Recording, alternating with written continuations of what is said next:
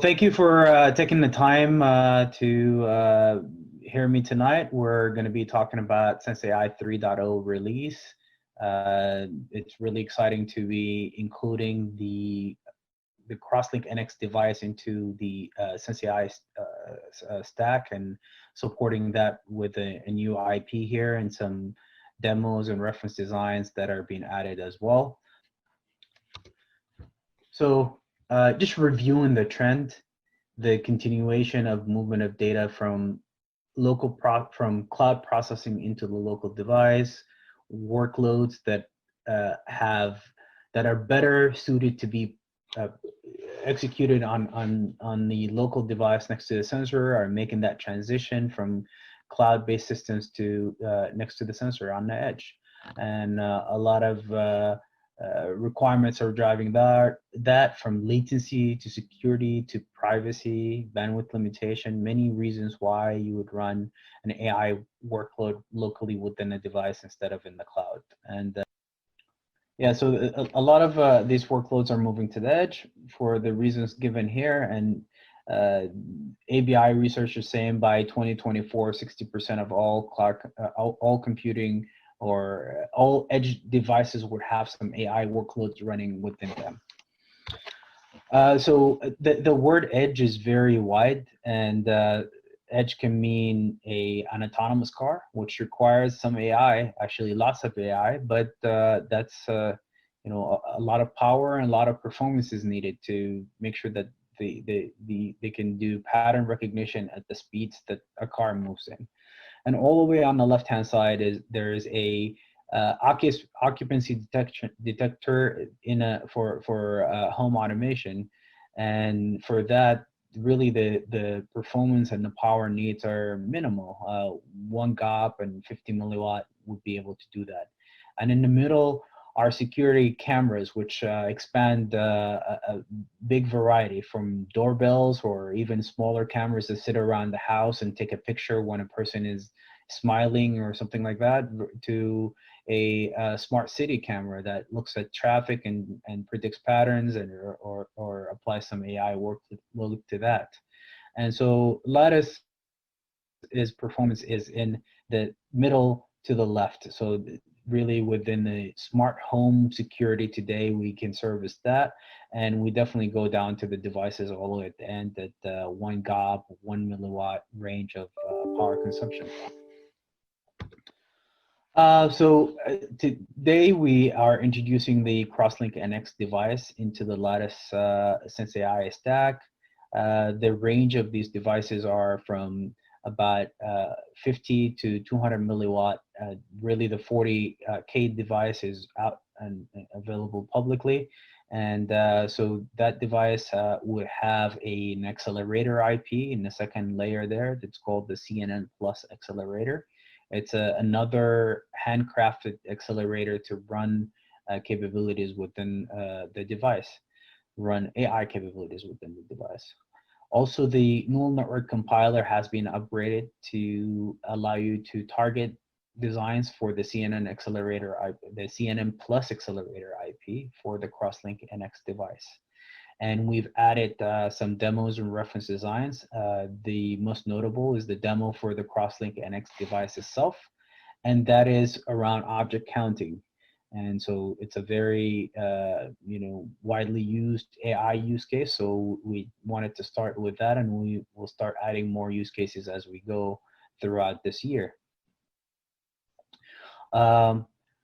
Another reference designs and demos that we're adding, we're trying to support as many as possible networks. So we're adding MobileNet V2 for ECP5, and we're adding ResNet for ECP5, and SSD will come in 2 weeks from now. So we just want to show capability to run variety of network structures within the families available, the ECP family or the Crosslink NX. With ICE, we're going to remain with one type of network, and just perfect enough for a space-constrained, resource-constrained device such as ICE. We're continuing to improve on our custom design, customer design services that are available, and so we're adding more partners as we go, and we're really a lot of the designs are taken care of internally with the Lattice Design Services.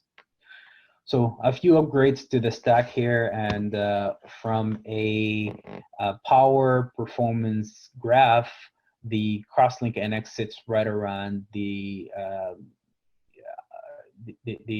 100 to 200 milliwatt range. It depends on which device. It's 50 to 200 milliwatt range, and at top 10 tops of performance. So it gives another device to choose from in order to meet the customer requirements. And we still have the ECP5 with capability to do even higher performance than what we can do with the Crosslink NX, and I'll discuss the differences.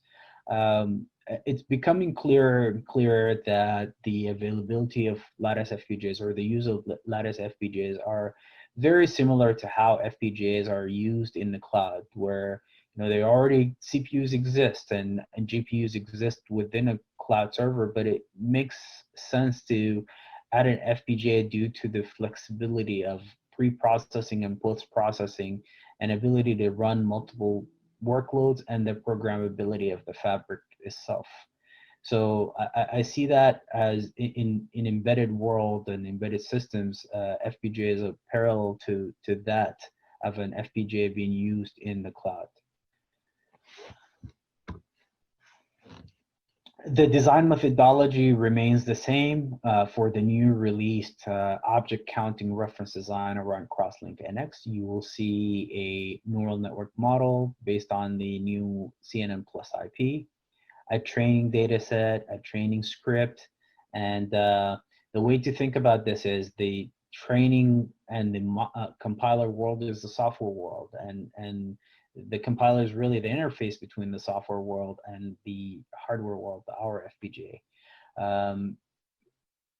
And for majority of use cases, the reference design provide an RTL that's already has the system interface to the remainder of the system, whether it's a sensor or just a CPU directly, and ability to do some pre-processing and post-processing within the RTL that's provided.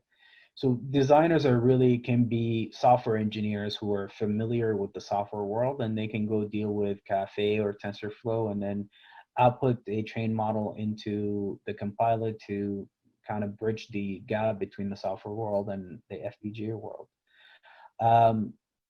Many things make FPGAs really special in this area. Part of it is the ability to be able to program the hardware and include, different neural network IPs, or customize the neural network IP, customize the system interface to the rest of the device, run some pre-processing algorithm, run some post-processing algorithm, run multiple use cases in a row. And we'll talk about advantages of FPGA and how it compares to other architectures.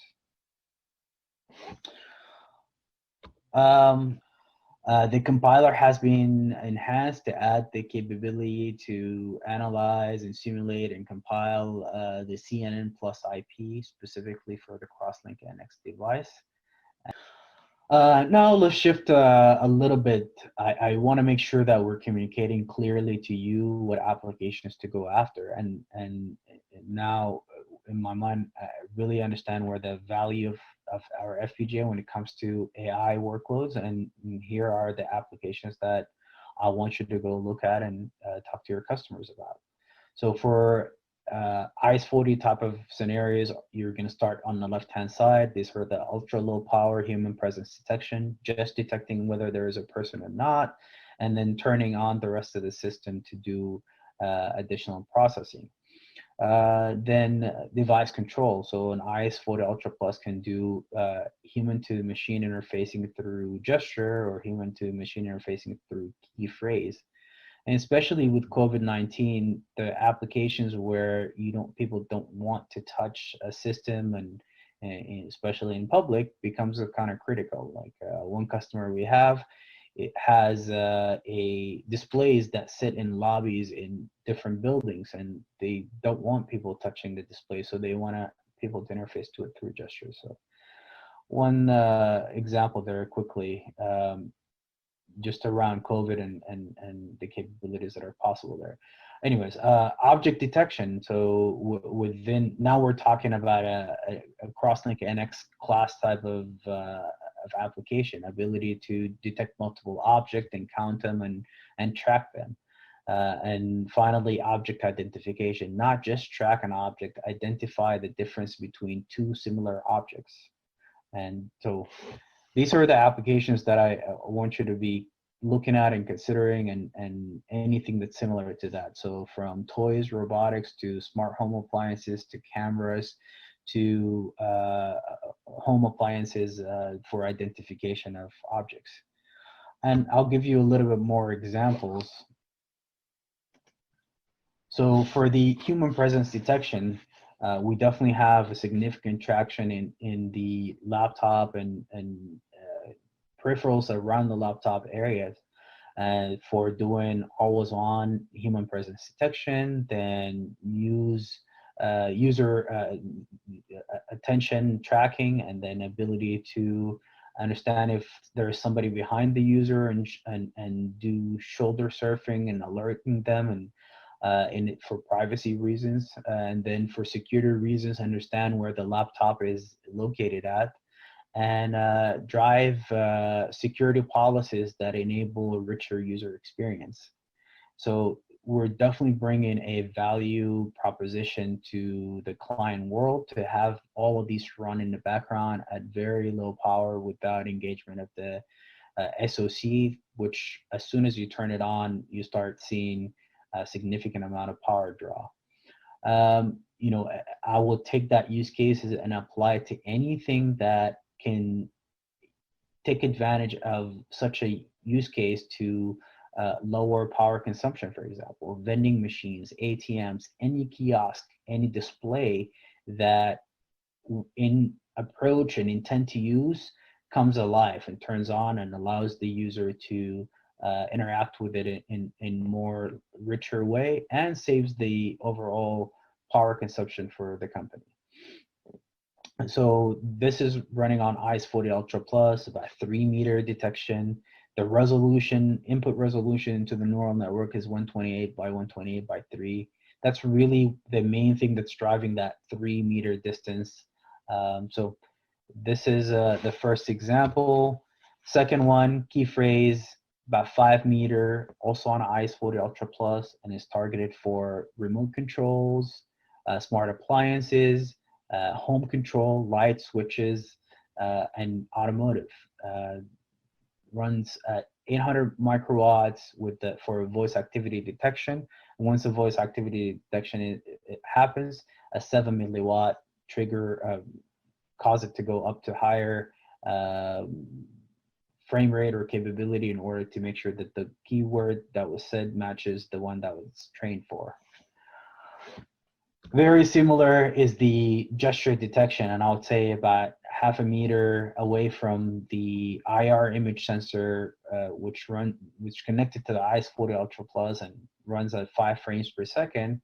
The user is able to control devices through gesture, from toys to wearables to automotive, are some of the examples that we've seen here. Next is object detection and object counting. Now we're stepping up in performance a little bit, and this is the design around Crosslink NX. Here we're able to do 10 frames per second with Crosslink NX at 225, like 224 by 224 by 3, and the power consumption is around 200 milliwatt. And see the difference between this and what I was, what we're doing with with the ECP545 is the resolution is even higher here, and we're still able to do it at 10 frames per second. And so that opens up the capabilities within the smart security and video surveillance to be that main device running the system, instead of just being the device that first level trigger. We can really interface to the image sensor directly through the DeFi, run some algorithm, and output the rest out through another DeFi. Then the other example is the smart toys. The price of these devices are lower than the ECP5, so definitely will drive new application by having this capability.